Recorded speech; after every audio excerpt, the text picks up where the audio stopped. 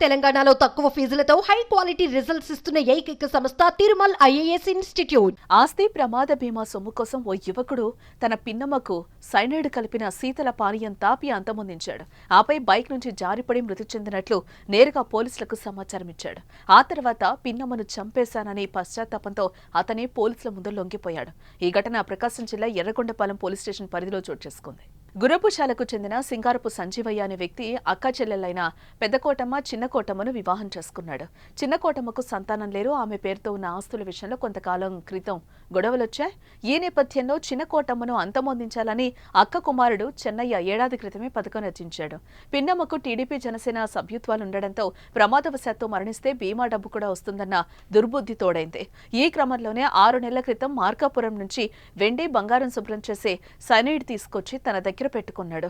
చిన్నమ్మను చంపేందుకు సమయం కోసం ఎదురు చూశాడు. ఈ నెల 21వ తేదీ గ్యాస్ డబ్బులు డ్రా చేసుకుందామని చెప్పి ఎర్రగొండపాలెంలోని హెచ్పీ గ్యాస్ ఆఫీస్ వద్దకు తన తల్లితో పాటు పిన్నమ్మను పిలుచుకొచ్చాడు.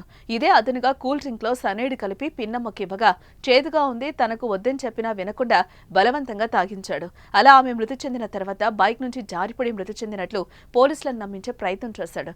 అయితే అలా చేసిన తర్వాత చెన్నయ్య పశ్చాత్తాపానికి గురయ్యాడు. వెంటనే జరిగిన విషయాన్ని గుర్రపుశాల రెవెన్యూ అధికారిగా విధులు నిర్వహిస్తున్న కారా వెంకట సత్యనారాయణకు చెప్పి లొంగిపోయాడు. దీంతో సదరు వీఆర్ఓ పోలీస్ స్టేషన్లో ఫిర్యాదు చేయగా పిన్నమ్మను హత్య చేసిన చెన్నయ్యను అదుపులోకి తీసుకున్నారు.